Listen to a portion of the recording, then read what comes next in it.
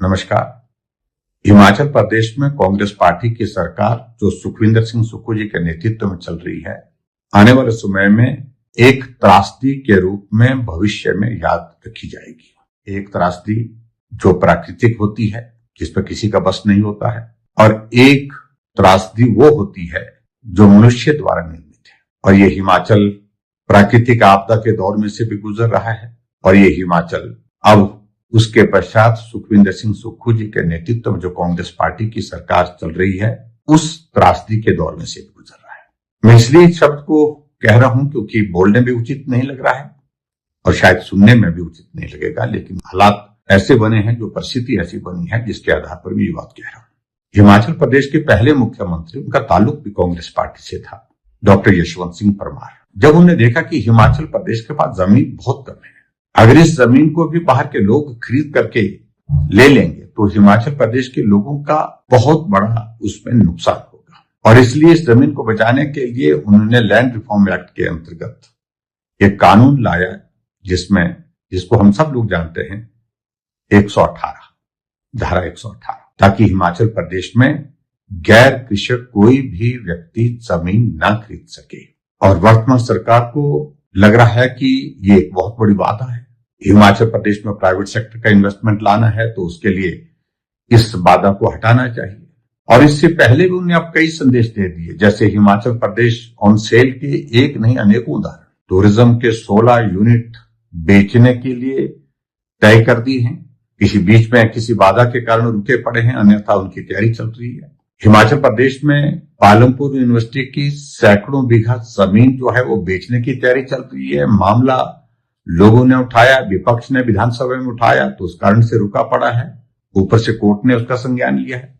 अब यहां नहीं रुक रही है, अब आगे बढ़कर के धारा 118 यानी कि सेक्शन 118 को भी उसका सरलीकरण करने की बातें की जा रही है, और सरलीकरण ईज ऑफ डूइंग बिजनेस के नाम से की जा रहा है। और मैं इस बात को अच्छी तरह से समझता हूं। बहुत सारे अधिकारी हैं जो इस तरह की सलाह देते हैं, हमें भी देते थे, लेकिन हमने उनकी बात नहीं मानी।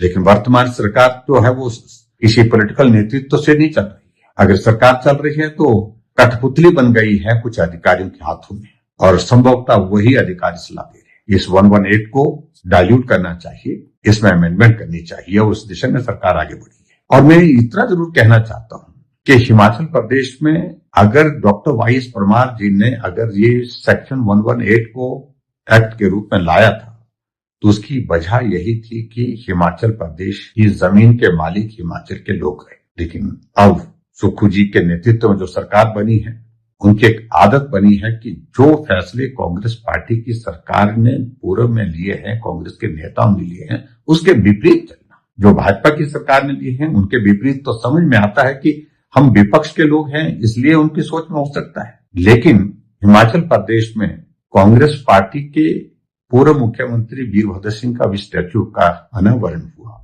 शिमला के रिज के मैदान में, और वहां मुख्यमंत्री भाषण देते हैं कि वीरभद्र सिंह जी ने कहा था कि एक बच्चे के लिए भी हम स्कूल खोलेंगे। लेकिन अगर वीरभद्र सिंह जी ने कहा तो मुख्यमंत्री जी, तो हम आपसे पूछना चाहते हैं कि क्या वजह है कि हिमाचल प्रदेश में 3 साल के कार्यकाल जो आपका पूरा होने जा रहा है, अभी तक 1500 से ज्यादा स्कूल चले हुए, खुले हुए स्कूल आपने बंद कर दिए। वहां के बच्चों को शिक्षा से आपने वंचित कर दिया, और राइट टू एजुकेशन के आधार पर क्या ये मौलिक अधिकार छीनने का आपको अधिकार है? नहीं है, लेकिन फिर भी आपने उसके बावजूद किया। उसी तरह से जो डॉक्टर वाईएस परमार जी ने 118 सेक्शन को लगा करके ये कानून बनाया, अब आप उसमें भी बदलाव करने जा रहे हैं। क्यों? क्योंकि आपको हिमाचल प्रदेश में बदलाव करना है। बदलाव यानी कि आप हिमाचल प्रदेश को बेचना चाह रहे हैं। और मैं बड़ा स्पष्ट कह रहा हूं, भारतीय जनता पार्टी ऐसी किसी भी मूव का विरोध करेगी। विधानसभा के अंदर भी, विधानसभा के बाहर भी आंदोलन करना होगा तो आंदोलन भी किया जाएगा। ये हिमाचल वर्तमान में कांग्रेस पार्टी के नेतृत्व के हाथों सुरक्षित नहीं है, ये पूरा हिमाचल प्रदेश महसूस कर रहा है। इसलिए मेरा मुख्यमंत्री से इस बात के लिए बार बार आग्रह है कि आप पूरा विचार करें, ऐसे कदम ना उठाएं जिससे हिमाचल प्रदेश के हितों को बेचा जाए, और विचार करने के बाद फैसला करें। यही मुझे आप सबके बीच में कहना है। बहुत बहुत धन्यवाद। नमस्कार।